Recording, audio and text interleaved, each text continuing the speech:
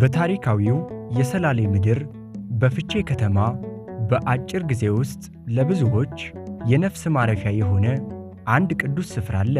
የፍቼ መካነ ሕይወት አቡነ ሀብተ ማርያም ቤተክርስቲያን። ይህ ስፍራ ላለፉት 10 ዓመታት የቆመ የነፍስ ማሳረፊያ መቅደስ ነው። ትላንት ባዶ የነበረው መሬት ዛሬ በሺዎች የሚቆጠሩ ምዕመናን የሚንበረከኩበት፣ እንባቸውን የሚያፈሱበትና ሰላምን ታጥቀው በረከትን ሰንቀው የሚመለሱበት የጸጋ ማዕከል ሆኗል። በጣም ይደንቃል። አጀማመሩ ይሄን ያህል ይደርሳልም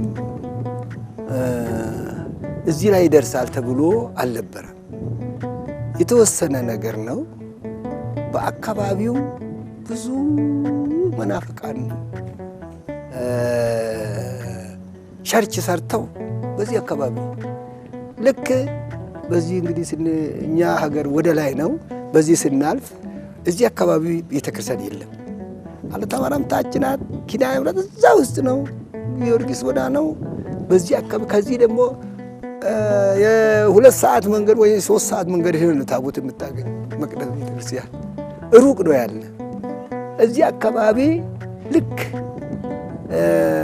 ይሄ ቤተክርስቲያን ከመከፈቱ በፊት እሁድ እዚህ መንደር አካባቢ ይሄ በቃ የጩኸት ነገር እንደዚህ እኛ ከሌላ ቦታ አስቀድሰን እኛ ደግሞ ወደ ሌላ ቦታ ስንሄድ መንገዱ በዚህ ነው፣ አስፋልት ነው። ልክ ከ3 ሰዓት በኋላ ነው የነሱ 4 ሰዓት አካባቢ ጮቱን ተውት። አሁን ምን ማድረግ ይቻላል? በኋላ ሰዎቹ ምን እናርግ፣ እኛ ምን እዚህ ቦታ ላይ ምን ሰርተን ምን ብናደግ ይሻላል? እንትን ቤተክርስቲያን እንስራ እንዳይባል ቦታ የለም። ይሄ ያን ጊዜ ገበሬ ማህበር ነበር። አቡነ ሀብተ ማርያም በታች ቆላ ውስጥ ነው። ዳገቱ ደግሞ በጣም አድካሚ ነው።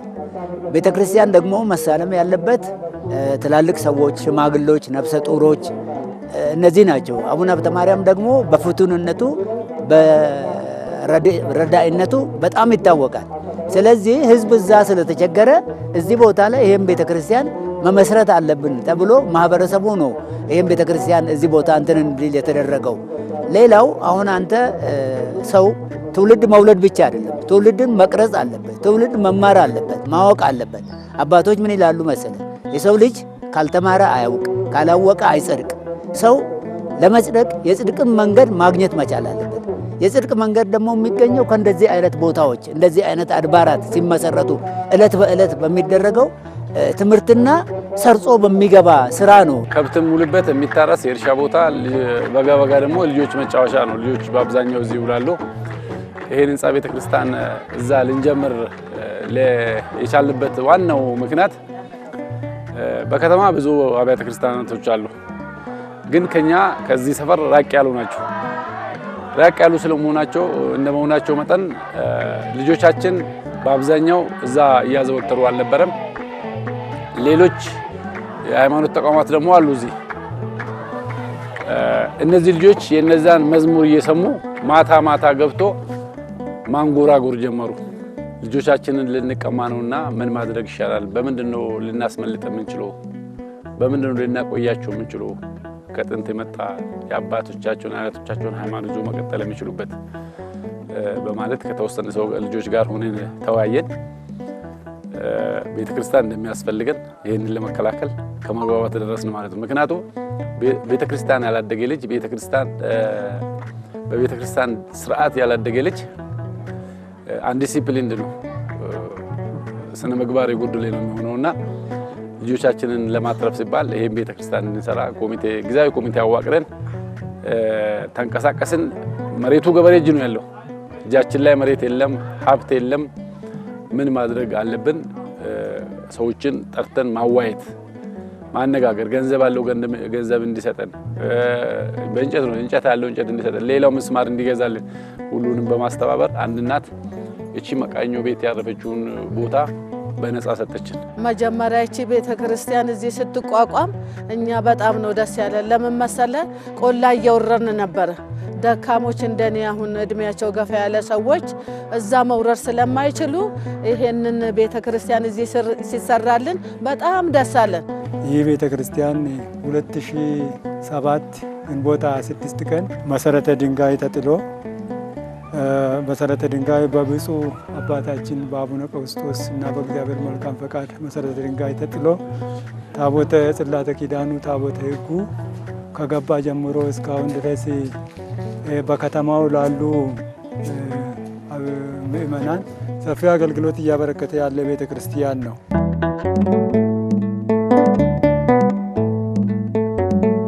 በሰላሌ ሀገረ ስብከት ፊቼ ከተማ በሚገኘው የአቡነ ሀብተ ማርያም ቤተክርስቲያን አገልግሎት የሚሰጠው በመቃኞ ቤት ነው። በመቃኞ ቤቱ የብዙዎች እንባ ታብሷል። የበርካቶች ጸሎትም ወደ ሰማይ ያረገበት ቅዱስ ስፍራ ሆኖ አገልግሏል። ከቅርብ ዓመታት ወዲህ ግን ከምዕመናን ቁጥር መብዛት አኳያ መቃኞ ቤቱ እጅጉን ጠቧል። ቤተክርስቲያኑ አጠር ተደርጎ ትንሽ ተደርጎ ነው የተሰራው። ህዝብ ደግሞ እንደምታየው እጅግ በጣም እየበዛ አሁን ባለፈው ህዳር 26 አቡነ ሀብተ ማርያም እዚህ ቦታ ላይ ከመኪና መንገድ ጀምሮ ሰው መቆሚያ የለው። እዚህ አካባቢ ያለው ህዝብ እዚህ ገብቶ ሲያስቀድስ ለምሳሌ ፍልሰታን ብትወስድ ሌላ አመት ባል ሲመጣ ስጋው ደሙ ለመቀበል አሁን እንደኔ አይነት ውጪ ቆመን ነው። ለምን መሰለ በጣም ይሞላል። ህፃናት ስለሚሞሉት በቃ ውጪ ቆመን ነው የምናስቀድሰው። በጣም ጠባብ ነው። አገልግሎት ፈላጊ ምእመናን ከከተማው በብዛት ወደዚህ ይጎርፋሉ። የጻድቁን የአቡነ ሀብተ ማርያምን ቃል ኪዳናቸውን ማዕከል በማድረግ በረከት ለመሳተፍ በመስቀላቸው ለመባረክ ዕጣናቸውን ለመቀበል እምነት ለመውሰድ በተለያየ ነገር ሰው በብዛት አገልግሎት ለመፈለግ ከሌሎች አድባራት ይልቅ ወደዚህ አድባራት ነው የሚጎርፈው። ነገር ግን ያው እንደሚታየው እቺ መቃኞ ቤተክርስቲያን በጣም ጠባብ ነች። ጠባብ ከመሆኗ የተነሳ በጋ በፀሐይና በብርድ በተለያየ ነገር ሰዎች ውጪ ላይ ይቸገሩብናል። ገብቶ የማስቀደስ እድል የሚያገኙት ጥቂቶች ናቸው በእውነት ከሆነ እና ከዚህ በመነሳት በአንድ በር ነው የሚገባ። የሚገርማችሁ ውስጡ ስጋው ደግሞ ሲቀበሉ ገብታቸው አይጣችሁ ቢሆን ሴቶችም ወንዶችም ተቀላቅሎ ከማስቀደስ ውጪ ሰልፍ ይዞ ከውጪ እየገቡ በዚህ በኩል ደግሞ እናወጣቸዋለን። የማህሌት መቆሚያውም የሴት መቆሚያውም የወንዶች ምግብ አንድ እኮ ናት። ያቺ ሴት እያሰጠችው መሬት ላይ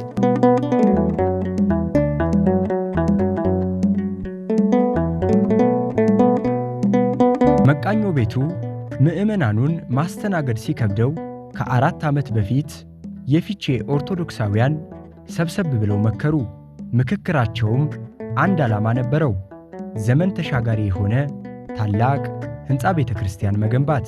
አሁን ህዝቡ ጥያቄ ያቀረበ ቤተክርስቲያን ልንሰራ ይገባል፣ መሰራት አለበት የሚል ጥያቄ ያቀረቡ።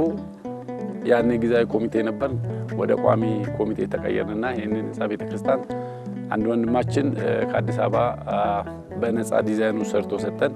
1500 ካሬ ሜትር ላይ ያረፈው ዛሬ የምታዩት ምድር ቤት ያለው ከላይ ጋላሪ ያለው እጅግ ዘመናዊ የሆነ ዘመኑን የሚመጥን ህንፃ ቤተክርስቲያን ጀመርን ማለት ነው።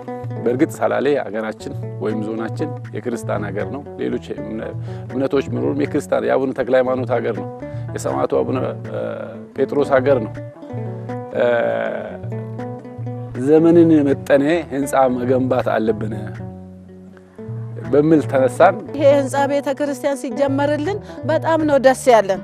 በተስካኒ ኩንዱራን እንጅሩ የቹዳ አማ ሲቲ ወጋቱኒ አሲቲ ኑ ዳባቱ ባየ ገመነ ኡመኒ ናኖ ከና ባየ ገመደ አስከሰ ሴኔ ወጋ አስቀደሱ ጎፍታሳ ወጋ ጋፈቱ እንገመዳ ያታው መሌ በተስካኒቱን ባየ ዲፖ ዋንታቴፍ አላታኔት አመስ ጋው ደሙ ፍዳቹዳ ጎፍታ ከኛ ዲገሳ ፎኒሳ ፍዳቹዳፍ ፍልሰታ ዳማ አላ ዳባቹን እንተገባው ነምኒ ቆረም ያታው መሌ bataskaanittiin waan guutuufu waan godhuun qabnu ala dhaabbannee toggaa sa'aatiin isaa ga'u keessa seennee too sigaawdamuu isaa fudhanna.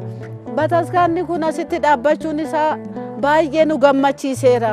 2013 ግንቦት 26 አካባቢ ይመስለኛል ህንፃ ተጀመረ ማለት ነው። ከተጀመረ እስካሁን ድረስ እንግዲህ በዚህ ደረጃ ላይ አድርሰናል። በእግዚአብሔር ፈቃድ ሰዎችም እየረዱን ከተማው እንደምታውቁት አቅሙ አናሳ ነው፣ ገንዘብ በመስጠት ዙሪያ ማለት ነው። ባለሀብት የለበትም። ያው እኛ ደግሞ ህዝቡን የሚመጥነውን ለአገልግሎት ብዙ ሰዎችን የሚያካትት ሰፊ አገልግሎት ለመስጠት እንዲያመችን ከሚል ምኞት ተነስተን ነው። ከአቅማችን ጋር የሚያያዝ አልነበረም ሲጀመሩ። ነገር ግን እግዚአብሔርን ፈቃድ የጻድቁ የአቡነ ማርያም ፈቃድ አለበት መሰለኝ ተጀመረ። በሳቸው ፈቃድ በእግዚአብሔር ፈቃድ እዚህ አሁን እየታየ ባለው ደረጃ ላይ ደርሰናል ማለት ነው። ያሁን ልጆች ብሎች ናቸው። የአቅምና አንዳንድ ነገር እንትን አይበል እንጂ ቀድመው የሚያስቡ የወደፊቱ መተንበይ የሚችሉ ልጆች ናቸው እና ይሄን ቤተክርስቲያን ጀመሩ። ከተጀመረ ደግሞ ያልቃል፣ የማያልቅ ነገር የለም። እንኳን የእግዚአብሔር ቤት የሰው ቤትም ያልቃል። ሲጀመር ይሆናል ማልተባለ አቡነ ጻድቁ ናቸው እንደው አብሮ ሆኖ የሚሰራ እንጂ የዚህ ህዝብ ከዛ በኋላ ጀመሩ።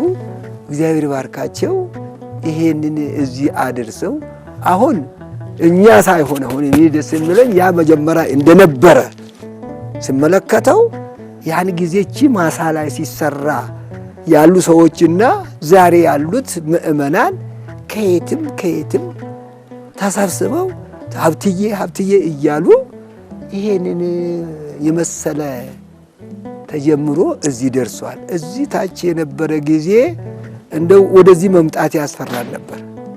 ማሰርቶ ይሄን እንዲያደርጋል፣ ይሄን ማን ይሞላል? ግርጋንቲ እንኳን ማን ይሞላል? ከዚህ አምጥተን ማን ይሞላል? አረ ጻድቁ ብርሶ ያስቡበት ብለን ጸሎት ስናደርግ እዚሁ ግርጋንቲውን እዚሁ መሬት ሲቆፍሩ ግርጋንቲ ተጎትጎች ስንት ሚሊዮን የሚገዛውን ከዚሁ አውጥተው እዚሁ ላይ አደረጉልን በሳቸው ፈቃድ።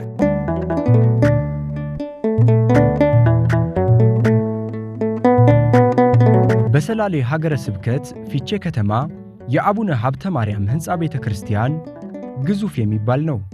የሕንፃው ግዝፈት የሚመነጨው ከካሬው ስፋት ብቻም አይደለ፣ ከትናንት የስፍራው ታሪክም ጭምር እንጂ።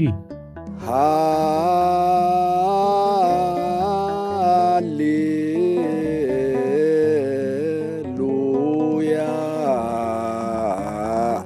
ምንተ እነግር ወምንተ እዝየኑ በእንተ ስንቱ ደብር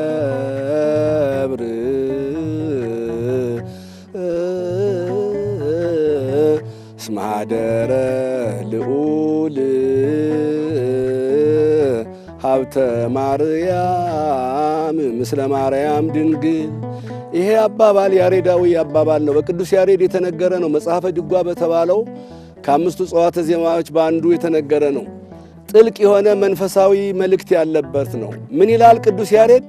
ምንተ እነግር ወምንተ እዜኑ፣ ምን ብዬ ልናገር፣ ምን ብዬ ልጀምር፣ ምን ብዬ ላስረዳ፣ ስለዚህ ስለ ክርስቶስ ቤት ምን ብዬ ልናገር ይላል ቅዱስ ያሬድ። ገርሞት እግዚአብሔር ያደረበት ቤት፣ እግዚአብሔር ከእናቱ ጋር፣ እግዚአብሔር ከጻድቁ ጋር ያደረበት ያረፈበት ቤት ምን ብዬ ልናገር፣ እንዴት ብዬ ላስረዳ ይላል። አጠቃላይ ይሄ ህንፃ ቤተ ክርስቲያን በ1500 ካሬ ሜትር ላይ የተመሰረተ ሲሆን 56 ፉቲንግ ፓዶች አሉት።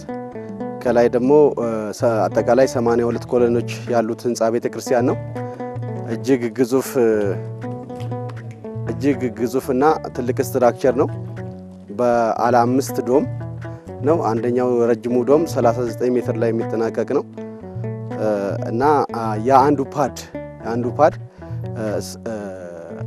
4 ሜትር በ4 ሜትር በ1 ሜትር ሙሊት 85 ኩንታል የፈጀ ህንፃ ትልቅ፣ በፋይናንስም ትልቅ አድካሚ ነበረ። ቤት እንስራ ይላል ቅዱስ ጴጥሮስ። ቤት እንስራ ይላል። ቤት እንስራ ከመለኮት ጋራ ወደ ደብረ ታቦር በወጣበት ጊዜ እነ ሙሴ እነ ኤልያስ እነ አብረው በሄዱበት ጊዜ ገረመው ኃይለ መለኮቱን ሲያይ ጌታ ሆይ ቤት እንስራ አለ። አንዱ ላንተ አለ ቅዱስ ጴጥሮስ። የሚገርመው ለኔ አላለም፣ አንዱ ላንተ ቤት እንስራ እባክህ አለ። ቤት እንስራ። ለክርስቶስ ቤት የሚሰራ ሰው የታደለ ሰው ነው። ዘሰማየ ሰማያት ይክሉ አግምሮቶ፣ ሰባቱ ሰማያት ያልቻሉት ሊሸከሙት ላልቻሉት ክርስቶስ ቤት መስራት መታደል ነው። ቤት እንስራ አለ። ዛሬም ጥያቄያችን ቤት እንስራ ነው። የማንን ቤት? የእግዚአብሔርን ቤት። የማንን ቤት? የክርስቲያኖችን ቤት። ስለዚህ ቤት እንስራ የሚለው ጥያቄ ዛሬም ይዘን መተናል ማለት ነው። 200 ካሬ ሜትር ምድር ቤት ሞልተናል። አሁን የላይኛውን ጋላሪ ልንጀምር ነው። ጥር 3 2018 አዲስ አበባ ራስ ሆቴል የገቢ ማሰባሰባ ፕሮግራም አለን። ጻድቁ ተጨምሮበት እንግዲህ በቂ ካገኘን እናገኛለን ብለን ነው የምንገምተው። ህዝበ ክርስቲያኑ ከተረባረበ ከረዳን ዘንድሮ ጉልላት እንሰቅላለን ብለን ነው በሱ ፍቃድ እያሰብን ያለ ነው ማለት ነው። ቀጣዩን ስራ እዚህ ብረት ላይ የምንጠቀመው ትንሹ ብረት ባለ 10 ቤርጋ ነው። ባለ 10ሩ ለስታፋ ነው የምንጠቀመው። 10፣ 12፣ 14፣ 16፣ 20 እና 24 የሚባሉ የብረት አይነቶች ነው የምንጠቀመው። የኑሮ ውድነት የማቴሪያል ዋጋ ግሽበት በጣም ከፍ እያለብን ስለመጣ ከአቅማችን በላይ ሆኖብናል።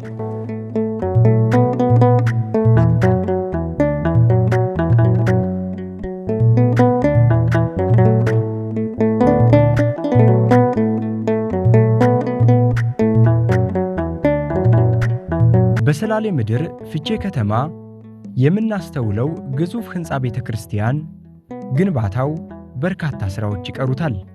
የጻድቁ የክብር መገለጫ የሆነው ይህ ፕሮጀክት ለፍጻሜ እንዲበቃ የእርስዎ አስተዋጽኦ በእጅጉ ያስፈልጋል። ጥሪው ሁሉንም ኦርቶዶክሳዊና የቤተ ክርስቲያን ወዳጆች የሚመለከት ነው። ለምን ቢሉ ሕንፃ ቤተ ክርስቲያኑ የፍቼ ከተማ ብቻ አይደለም፣ የሰላሌ ሀገረ ስብከት ብቻም አይደለም፣ የሁላችንም የጽድቅ ማህደር ነውና። እዚህ ቦታ ላይ ተረባርቦ ይሄን ለመስራት ምንም የሚያዳግተን ነገር የለም። ትልቁ ነገር ግን በትክክል አምኖበት ይሰራል እንችላለን ተብሎ መወሰኑ ላይ ነው። ለ10 ዓመት ይሄንን መሬትን ገዝተን ካሳ ነው ስንከፍል የቆየ ነው ማለት ነው ለገበሬ። ከዛ በኋላ ደግሞ ይሄ መቃኞ ተሰራ። መቃኞ ከተሰራ በኋላ በደንብ አልተሰራም። ውስጡ ሌሾ የለውም። በአፈር ነው የተሰራ። ያ ይሄ ነገር ሳይወድቅ ይሄ ቤተክርስቲያን እንዲያልቅልን ብለን ብዙ ሞክረናል ማለት ነው። አሁን ለውጭ ሀገርም ያሉት በአገር ውስጥ ያሉትም ይሄንን የተጀመረውን ቤተክርስቲያን እንድንጨርስ እጃቸውን እንዲዘረጉልን ነው የምንፈልገው። እንቆጥራለን ኮለን እስቲ ስንት ተሞላልን? ምንም የምናደርገው ነገር የለም። ስለሌለን ያለን አስራት በኩራት እሷን በ6 ወር አንዴ ለገቢ እናረጋለን እንጂ ምንም አቅማችን ስለማይፈቅድ በቃ ይሄን ያህል ኮለን ተሞላልን እንንከባለላለን መሬት ላይ ማለት ነው። አሁንም እኔ ማለት የምፈልገው ምንድነው ህዝበ ክርስቲያን ቤትም በውጭም በአገር ውስጥም ያላችሁ እጃችሁን ዘርጉልን። እቺ የተጀመረች ቤተ ክርስቲያን ትለቅልን። አቡነ ሀብተ ማርያም እኮ ሰሚ ናቸው። አቡነ ሀብተ ማርያም ሰሚ ናቸው ወይ ነው የሚሉት። የለመኑትን አቤት የሚሉ ናቸው። እባካችሁ ህዝበ ክርስቲያኖች ስሙን። ደግሞ በቃል ኪዳናቸው ለዛነጸ መርጦ ለከወለዘ ገብረ ተስካረከ የሚል ቃል ኪዳን ለጻድቁ አባታችን ለአቡነ ሀብተ ማርያም ለታላቁ ሐዋርያ ተሰጥቷቸዋል። ቃል ኪዳናቸው በጣም ከባድ ነው እና ስለዚህ በቃል ኪዳናቸው ቤትን ያሳነጸልህ በእግዚአብሔር ስም እግዚአብሔር የሚመሰገንበት ቤት ስሙ መቼም የሀብተ ማርያም ነው፣ መታሰቢያ ነው። ቤቱን የሚመሰገንበት እግዚአብሔር ስለሆነ ይህንን ያደረገልኝ እምህር ለከ እምርልሃለሁ ትልቅ ተስፋ መንግሥተ ሰማያትን ይሰጣለሁ የሚል ቃል ኪዳን ተገብቶላቸዋል። ከዚህም ይልቅ ቃል ኪዳናቸው ጦርነትን፣ ረሃብን፣ መብረቅን የመሳሰለውን ወረርሽንን የመሳሰለ ሁሉ ላይ ስልጣን አላቸው። ታላቅ ስልጣን ተሰጥቷቸዋል። ጎባጣን የማቅናት ሽባን የመተርተር ዕውራንን የማብራት አንካሶችን የመተርተር እንደዚህ ሁሉ ቃል ኪዳን ተሰጥቷቸዋል። ይህንን በመመልከት ታላቁ ሐዋርያ አቡነ ተክለ ሃይማኖት ለጻድቁ አቡነ ሀብተ ማርያም የተሰጠውን ቃል ኪዳን በመመልከት ቅዱስ አጽማቸው በዚህቹ በደብረ ሊባኖስ ገዳም በዚህቹ በገዳማቸው በቦታቸው ላይ እንድትቀበርላቸው እግዚአብሔርንም ጻድቁ አቡነ ሀብተ ማርያም እንደጠየቁ ገላቸው ይመሰክራል። እንዲሆንልህ ብሎ እግዚአብሔርን ፈቅዶ መልካም ፈቃድ አጽማቸው ያለው እዚሁ ተክለ ሃይማኖት ነው ማለት ነው። ይህንን ለምንድን ነው በገዳሙ የሚኖሩ ልጆቻቸው የተክለ ሃይማኖት ልጆች ከዚህ ሁሉ መከራ እንዲድንላቸው አስቦ ነው። ይህ ደግሞ ቃል ኪዳናቸው ተክለ ሃይማኖት ውስጥ ለሚኖሩ መናንያን መነኮሳት ክርስቲያኖች ብቻ ሳይሆን እኛም በቃል ኪዳናቸው ለምንማጸን ለተማጸን ነው ለእኛ ሁሉ ያገለግላል ማለት ነው እና ይህ ቃል ኪዳናቸውን አይተን መልካም ስራ ሰርተን ይሄንን አስፈላጊ ሆነውን መቼም እግዚአብሔርን ቤት ነው እየሰራን ያለነው እና ይሄንን በጻድቁ ስም እየተሰራ ያለውን ቤተ ክርስቲያን ፍጻሜ እንድናበቃ የቃል ኪዳናቸው ተሳታፊ እንድንሆን ይጠበቅብናል። እኛ እየሰራን ያለነው ህንጻ ቤተ ክርስቲያን ነው። ህንጻ ቤተ ክርስቲያን ደግሞ የክርስቲያኖች ቤት ነው። ለጊዜ እኛ ልንጠቀም እንችላለን እዚህ ያለን። የትኛውም ክርስቲያን እዚህም ያለው ሌሎም ከቤተ ክርስቲያን አገልግሎት ያገኛል። እጅግ በጣም ከባድ እጅግ በጣም አድካሚ ከዋጋ ንረቱ ከወቅቱ ሁኔታ ጋር ማንኛውም ህዝበ ክርስቲያን ማንኛውም ክርስቲያን በአይነትም በገንዘብም እንዲተባበረን ነው ጥሪያችንን የምናስተላልፈው። በዚህ ልክ ካልተረዳን ያሰብነው ነገር እቅድ ሆኖ ይቀራል፣ አይተገበርም። እቅድ ይታቀዳል። እቅድ የሚተገበረው ወደ ድርጊት ሲቀየር ነው። ወደ ድርጊት ለመቀየር ደግሞ ፋይናንስ ያስፈልጋል። ስለዚህ የቤተ ክርስቲያን ፋይናንስ ደግሞ ህዝበ ክርስቲያን ነው። በጀቷ ህዝበ ክርስቲያን ነው። ህዝበ ክርስቲያን ባለው አቅሙ ትልቅ አለው በትልቅ ትንሽ ያለው በትንሽ ማዕከለኛ ያለው በማዕከለኛ ተባብሮ እንዲደግፈን ነው ጥሪያችን የምናቀርበውና ቀጥሎም ቢሆን ይሄን ለመጨረስ ብዙ ወጪ ይጠይቃል። ይሄን ያህል ነው ማለት ብሎ ለመግለጽ ይቸግራል። ምክንያቱም ዛሬ 1 ሚሊዮን በ20 ሚሊዮን ይጨርሳለሁ ብለ ያሰብከው ነገር ከ15 ቀን ከአንድ ወር በኋላ እሱ ደብል ይታጠፋል። ቤተ ክርስቲያኑን ብቻ ጨርሰን ደግሞ ቤት ሰራ ማለት አይቻልም። ግቢው እንደምታዩት ነው። የእጅ ክረምት ጭቃ ነው። አጥር እንደምታዩት ነው። ከዚህ ቤት ጋር የሚሄድ ሌላም ያስፈልጋል። አዳራሽ ያስፈልጋል፣ አጥር ያስፈልጋል። የግቢ ማስዋብ ስራዎች አሉ። እንዳንዘገይ እድሉ እንዳያልፈን የእግዚአብሔርን ቤት እኛም ባንሰራው ይሰራዋል ፈጣሪ። እድሉ እንዳያልፈን ተጠቃሚዎች እንድንሆን እንደነዚያ እንደናገል ዘይት አልቆባቸው ዘግይተው መጥተው እባክህ ዘይት አልቆብን ነው እስካሁን የቆየን እንዳሉት እንዳንሆን ዘግይተን የክርስቶስ ማህተም እንዳያመልጠን መግቢያው ቲኬት እንዳያመልጠን ተሰባስበን የክርስቶስን ቤት እንስራ የሚለውን መልእክት ለማስተላለፍ ነው። በተለያየ ቦታ በርካታ ልጆች አሉ። እነዚህ ልጆች በተለያየ አጋጣሚ ይሄንን ባለመስማታቸው እንጂ ይሄንን ቢሰሙ 3 እና 4 ሰዎች ይሄን ቤተክርስቲያን እንደሚያጠናቀቁት ተስፋ አለን። ውጭም ያሉ ልጆች አሉ። እነዚህም ሰምተውት ይሄንን የሚሰሙበት መንገድ በደንብ ተመቻችቶልን ይሄ ቤተክርስቲያን ተሰርቶ አልቆ ማህበረሰቡ እንዲገለገልበት ቢደረግ ኦርቶዶክስ ተዋሕዶ ቤተክርስቲያን እምነት ተከታይ የሆነ ሁሉ ሊረዳን ያሰበ እነዚህን ብረቶች በአይነት ሊረዳን ይችላል እና በጣም ትልቅ የምናሳስበው ነገር የጻድቁ የአቡነ ሀብተ ማርያም ህንጻ እንደ ኢትዮጵያም ይሁን እንደ ዞናችን ለእሳቸው በመታሰቢያነት እንደዚህ አይነት ትልቅ ቤተክርስቲያን ተመስርቶ አያውቅም እና የጻድቁ ቤተሰቦች ይሆናችሁ የአቡነ ሀብተ ማርያም በረከት ያልደረሰው ኢትዮጵያዊም ሆነ የዓለም ህዝብ የለምና የጻድቁ በረከት የደረሰው ሁሉ የጻድቁን ህንጻ ቤተክርስቲያን ለመስራት ተነሳስቶ ልገሳ እንዲያደርግልንና ይህን ህንጻ ቤተክርስቲያን እንድንጨርስ እጁን እንዲዘረጋልን ስንል በጻድቁ በአቡነ ሀብተ ማርያም ስም እያሳሰብኩኝ ይሄው እንደምታዩት ገና ወለሉም አልተሞላም። ወደፊትም ገና ቶፕ ታይም ቢም የግሪል ስራ እና የዶም ስራዎች ከፍተኛ ወጪ አለ። በር መስኮት አለው። ያው የሚያውቀው ሰው ስለሚያውቀው ይህንን ህንጻ ተመልክቶ ሁሉም እጁን እንዲዘረጋልን ስልል በጥብቅ አሳስባለሁ። እኛ አሁን እዚህ አካባቢ ተወላጆችና የአካባቢ ተወላጆችም ያልሆኑ ልጆችን በሙሉ አነጋግረናል። ከዚህ እስከ አዳማ ድረስ ሄደንም ብዙ ልጆች አግኝተናል። እኛ አሁን የተወሰኑ ሰዎችን ነው ስም ዝርዝር ነው። ከቤት ከወጣም በኋላ ግን እጅግ በጣም በርካታ ልጆችን አግኝተናል። እነዚህ ልጆች ጥሪ የደረሳቸው ሁሉ ጥሪ የደረሳቸውም ያልደረሳቸውም ይህን አጋጣሚ የሰሙ ሰዎች ጥር 3 በራስ ሆቴል እዛ ብሔራዊ ቲያትር አካባቢ ተገኝቶ አቅማቸው የሚፈቅደውን ያህል መጥተው አስተዋጽኦ እንዲያደርጉልን ጥሪያችንን እናስተላልፋለን። ሰው አሁን ለምሳሌ እገዛ የሚሆነ ሲፍገመገም እንዲህ ሲል ሰው ሄዶ እንግዲህ ካረገ ይነቃል አይደለም። አሁን እንደዛ ነው ያለ። አሁን እየተነሳ ሊነሳ እየደህየ ነው ለካ ሊነሳ ሲል እኛ ደግሞ እንዲህ እያደረግን ነው። አሁን እንግዲህ ይሄንን ያዩት አባቶች ወንድሞች ሁሉም በዚህ ላይ ተረባርበው እንደው እግዚአብሔር ረድቶን በፍጻሜ ያብቃን ነው። በአገር ውስጥም በውጭም ያላችሁ የጻድቁ አቡነ ሀብተ ማርያም ወዳጆች እርዱን። ይህን ሕንፃ ቤተ ክርስቲያን በጋራ እንጨርሰው።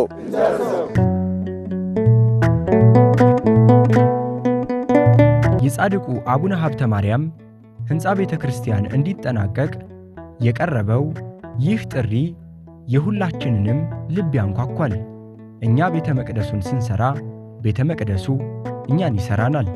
እኛ ለጻድቁ ክብር ስንቆም ጻድቁ ደግሞ በእግዚአብሔር ፊት ስለኛ ይቆማሉ።